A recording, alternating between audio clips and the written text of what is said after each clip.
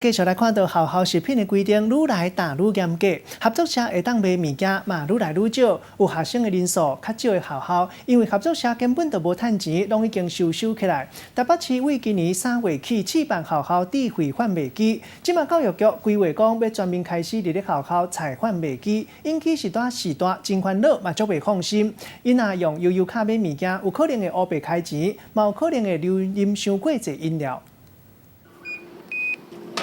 使用电子票伫咧自动贩卖机买物件，这是台北市部分的国中、国校的学生真事常的代志。因为学校食品的规定较严格，合作社会当卖的物件是愈来愈少，加上人数较少的学校，因为合作社营收无符合人力成本，拢来结束营业。所以台北市对今年3月开始试办学校智慧贩卖机，未来教育局更加规划要全面来实施。想袂到引起家长的质疑，烦恼小朋友会乌白开钱，或者是因为安尼来啉伤侪饮料。它可以不用排队，对，可以不用等很久。只要带一张卡，然后走来走去，不用带很多零钱。比较常是买饮料。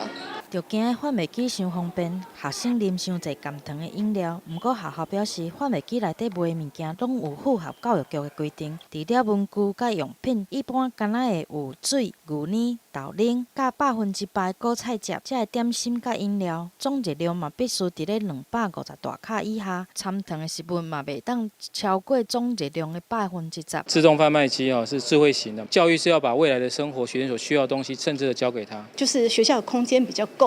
那我们也许可以尝试在这些学校呢，走向所谓的无人商店。